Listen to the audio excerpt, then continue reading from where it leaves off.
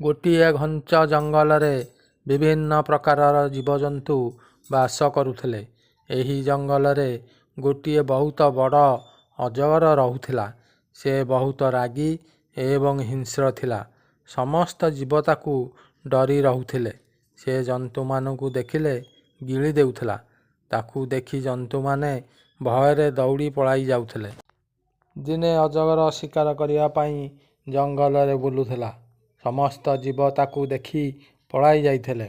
ଅଜଗର ବୁଲି ବୁଲି କିଛି ଶିକାର ନ ପାଇ ରାଗରେ ଫୁକାର ମାରିବାକୁ ଲାଗିଲା।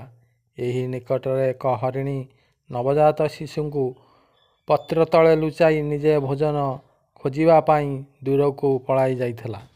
ଅଜଗରର ଫୁକାରରେ ଶୁଖିଲା ପତ୍ର ଗୁଡ଼ିକ ଉଡ଼ିଗଲା, ଯାହାଫଳରେ ହରିଣୀର ଛୁଆ ଗୁଡ଼ିକ ଦେଖାଗଲେ। ଅଜଗର ଲକ୍ଷ୍ୟ ତାଙ୍କ ଉପରେ ପଡ଼ିଗଲା। ହରିଣ ଛୁଆ ଅଜଗରକୁ ଦେଖି ଭୟଭୀତ ହୋଇଗଲେ। ଅଜଗର ଚାହୁଁ ଚାହୁଁ ଶିଶୁ ଦୁଇଟିକି ଗିଳିଦେଲା। ସେତେବେଳକୁ ବିଚରା ହରିଣୀ ଖାଦ୍ୟ ସଂଗ୍ରହ କରି ଶିଶୁ ଛୁଆମାନଙ୍କ ପାଖକୁ ଫେରୁଥିଲା।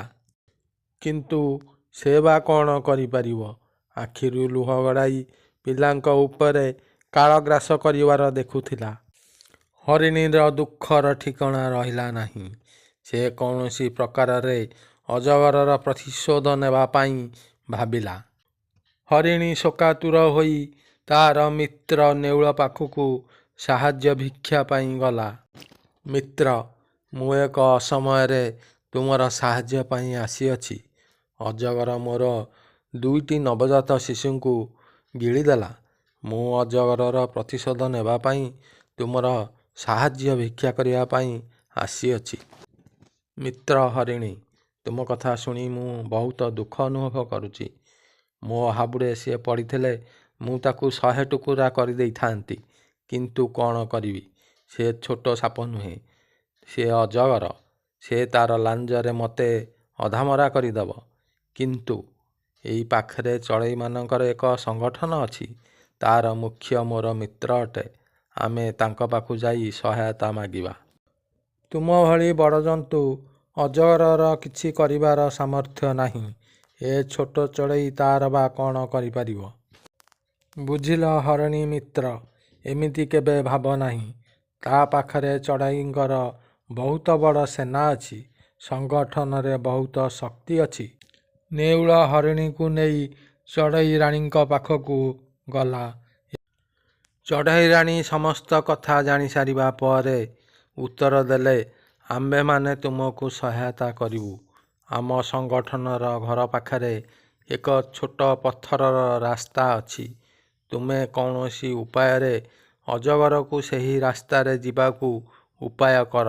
ବାକି କାମ ମୋ ସେନା ଉପରେ ଛାଡ଼ିଦିଅ। ନେଉଳର ବିଶ୍ୱାସ ତା'ର ମିତ୍ର ଚଢ଼େଇ ରାଣୀ ଉପରେ ଥିଲା। ତେଣୁ ସେ ତା' ଜୀବନକୁ ବାଜି ଲଗାଇ କାମରେ ଲାଗିଗଲା। ତା' ପରଦିନ ନେଉଳ ଅଜଗର ଥିବା ଜାଗାରେ ବୋଲିବାଣୀ କରିବାକୁ ଲାଗିଲା। ନିଜ ଶତ୍ରୁର ଶବ୍ଦ ଶୁଣି ଅଜଗର ରାଗରେ ବାହାରକୁ ଆସିଲା। ନେଉଳ ନିର୍ଣ୍ଣୟ କରିଥିବା ରାସ୍ତାରେ ଧାଇଁବାକୁ ଲାଗିଲା। ଅଜଗର ତା'ର ପଛରେ ପିଛା କରିବାକୁ ଲାଗିଲା। ଏହିପରି ଭାବରେ ନେଉଳ ଅଜଗରକୁ ସେହି ସଂକୀର୍ଣ୍ଣ ଓ ପଥର ରାସ୍ତାକୁ ନେଇ ଚାଲିଲା। ଏହି ଖଣ୍ଡିଆ ମଣ୍ଡିଆ ରାସ୍ତାରେ ଅଜଗରର ଦେହ ଖଣ୍ଡିଆ ହେବାରେ ଲାଗିଲା।